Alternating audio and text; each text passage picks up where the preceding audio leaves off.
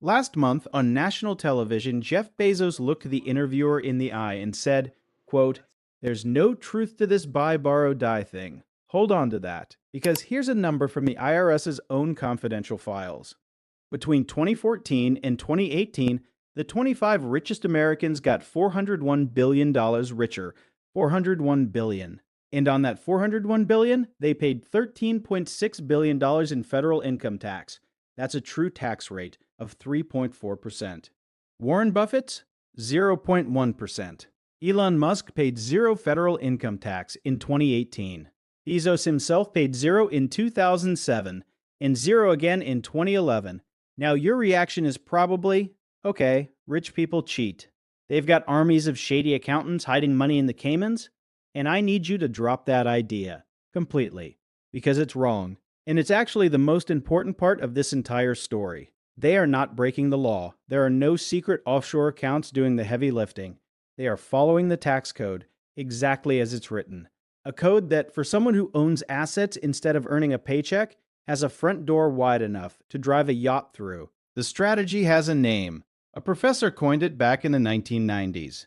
3 words: buy, borrow, die. And by the end of this video, you're going to understand it better than the guy who told you it doesn't exist. Let's walk through all 3. Step 1. Buy. Start with the rule that runs everything. The United States only taxes a gain when you sell. Lawyers call it a realization event. In plain English, if you buy a stock and it goes up, you owe nothing. Not 1 cent. Not until the day you actually sell it and turn that paper gain into cash.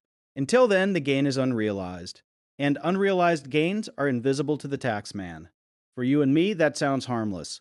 My index fund went up this year? Cool. No tax bill. I'll pay when I retire and sell. Fine. Now run that exact same rule through a man who owns $100 billion of stock in a company he founded. His shares climbed $20 billion in a single year. His tax bill on that $20 billion, zero. Because he didn't sell. He never has to sell. He just holds. This is why the salary thing starts to make sense once you see it. Elon Musk for years took a salary of basically zero from Tesla. Steve Jobs famously ran Apple on a $1 salary. To a normal person, that looks like noble billionaire humility. It is not. A salary is wages. And wages are the single most heavily taxed kind of money there is. Taxed the moment they hit your account. Taxed at some of the highest rates in the code. So why would you ever take a salary that gets taxed immediately when you can take stock that grows completely untaxed for as long as you simply don't sell it? They're not being humble. They're being strategic. They're refusing to touch the one form of money the system is actually built to tax. So now we've got our billionaire, enormous wealth, growing every year, and generating a tax bill of exactly nothing. There's just one tiny problem left. He's rich, but technically he has no income. So how does he buy the jet, the yacht, the third house, when his bank account is mostly just shares he refuses to sell? That's step 2. And step 2 is where it gets beautiful. He borrows. Here's the question nobody asks. Is a loan income? When the bank hands you $50,000 for a car, did you earn $50,000? No, you have to pay it back. It's a debt, not income. And this is the entire hinge of the strategy. Loans are not taxed. They never have been. You don't pay income tax on money you borrowed because it isn't yours to keep. For normal people, that's just a fact about your car loan. For someone holding a mountain of stock, it's a money printer. It's called an S-block, a securities-backed line of credit. You walk into a private bank, JP Morgan, Morgan Stanley, Goldman Sachs, and you say, "I'm not selling my stock, but I'd like to borrow against it." The bank looks at your portfolio and lends you cash against it, often 70 to 90% of its value. Your shares sit there as collateral. You never sold a thing. Now watch what just happened. You wanted spending money. Option A, sell stock. Realize the gain. Trigger a massive capital gains tax. Option B, borrow against that same stock, get the cash, and pay zero tax. Because a loan is not income, he takes option B every single time. But hold on, you say, loans have interest. He has to pay that back. He does. And here's the punchline that breaks people's brains. The interest rate on these loans for the ultra-wealthy can be lower than the rate their stocks grow, and far lower than the tax they'd have paid by selling. If the portfolio grows 10% a year and the loan costs 3, the collateral is outrunning the debt. The loan is functionally free. He's spending tomorrow's tax-free gains today. And how does he pay the loan back? Easy. He takes out another loan, a bigger loan. Against an even bigger portfolio, he borrows to live. And the never sold stock just keeps climbing in the background, paying for all of it. Untaxed. This can run for decades. Buy, then borrow. Borrow, borrow, the whole time. True tax paid as close to zero as the law allows. But eventually, every human being runs into the one event no accountant can restructure around. He dies. And death, in this system, is not the problem. Death is the grand finale. Step 3. Die. And brace yourself, because this is the part that makes the other two look like a warm-up. All this time, our billionaire has been sitting on $100 billion in gains he never paid tax on. $100 billion. And not a single dollar of tax has been paid on those gains. You'd think, fine, the tax bill was just deferred, right? Just pushed down the road. Surely when he dies, that giant unpaid tax bill finally comes due, and his estate has to settle up with the gains he dodged his whole life. No, it doesn't. It vanishes. There's a rule in the tax code with the most boring name imaginable, the stepped-up basis. And it is, quietly, one of the most powerful wealth transfer mechanisms ever written into law. Here's how it works. Your basis is what you originally paid for an asset. Say our founder bought his shares for $1 each decades ago, and now they're worth $1,000. That $999 gain is the thing the tax has been chasing his whole life. Then he dies, and passes those shares to his kids. The basis steps up, it resets. From the original $1 to the full current value, $1,000. Read that again. Because of what it means, that $999 of gain, a lifetime of gain, is not taxed and then passed on. It is erased, wiped clean. For tax purposes, it's as if it never existed. The heirs inherit the stock as if they bought it fresh at $1,000 this morning. So now the kids can do the thing the parent never could. They can sell and pay almost no tax. Because there's no gain anymore. The gain is gone. They take that tax-free cash, pay off the dad's outstanding loans, and pocket the rest. The loans get cleared, the collateral gets freed, and the lifetime of capital gains that built the entire fortune is taxed at a grand total of zero. That's the loop. Fully closed. Buy assets that grow untaxed, borrow against them tax-free to fund your life. Die. And let the stepped-up basis incinerate the tax bill on the way to your heirs. The gain is never realized. By anyone. Ever. And then your kids start the same cycle again, on an even bigger pile. This is how dynasties are built. So let's go back to Bezos saying it isn't real. Was he lying? Not exactly. And this is where I have to be honest with you, because the loudest version of this story online is a little too clean. There's a serious counterargument, and oddly enough, it makes the truth worse, not better. Some economists looked at the real spending data of the ultra-rich, and they found something surprising. The very richest people don't actually borrow that much relative to their wealth. By one estimate from Yale's Budget Lab, borrowing makes up only around 1% of the economic income of the top 1/10 of 1%. So when Bezos says the borrow part is overhyped, he has a sliver of a point. He doesn't need to max out loans to live well.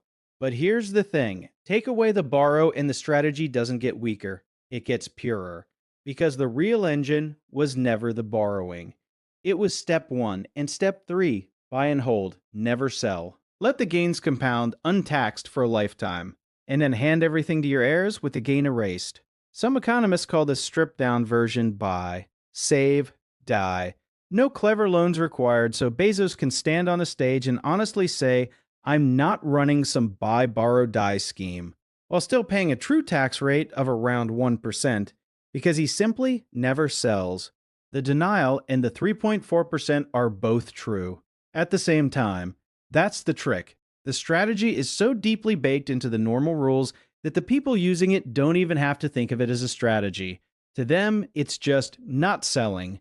The most natural thing in the world. The accountants didn't build a secret door. The door was already in the wall. They just walked through it. Now, the thought you've probably been having for the last 5 minutes. Great story, but I'm not a billionaire. None of this touches me. It touches you. Twice. Let me show you both. First, you are quietly locked out of this. Your money is wages. It's taxed automatically, at the source. Before it ever reaches you, you see it on every paycheck. Gone before you can blink. You can't choose not to realize your salary. You don't have that option. The W-2 worker is taxed on income he hasn't even spent yet, at relatively high rates, with no choice. The asset owner is taxed on gains he chooses never to realize, at a rate near zero, same country, same tax code. Two completely different systems sorted not by how much money you have, but by what kind of money you have.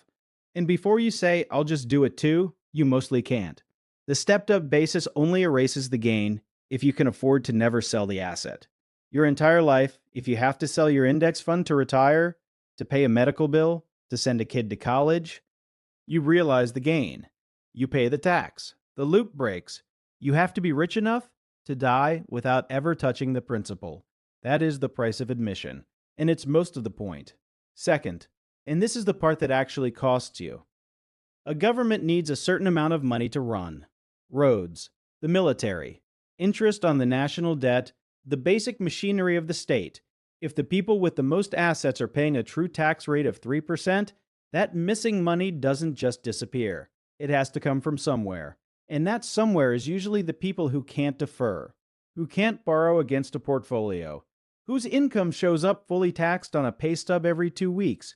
So you're not just watching this from the outside, you are, in a small but very real way, helping cover the gap. The two-tier system isn't a spectator sport. You're paying for a seat. So is buy, borrow, die a scam the rich are pulling on the rest of us? Here's the honest answer. The both sides answer, because this genuinely isn't as simple as the angry version online. The bull case, the defense is real. We've never taxed unrealized gains. And there are reasons for that. Good reasons. If your house goes up in value, that doesn't hand you cash to pay a tax bill with. Forcing people to sell assets just to pay tax on gains they haven't actually pocketed would create problems. And it would affect a lot more than billionaires. The companies these founders own already pay corporate tax. And the principle itself is intuitive. I don't owe tax until I actually make the money real by selling. Most of us would probably want that rule applied to ourselves. None of the 3 steps is a loophole in the sneaky sense. Each one, on its own, is a perfectly sensible rule. But the bear case is this entire video. 3 sensible rules stacked together produce a result that is genuinely insane. A man's fortune can grow by $100 billion and then be passed on, having paid effectively nothing, while the nurse and the electrician pay full freight on every dollar, on time, every time.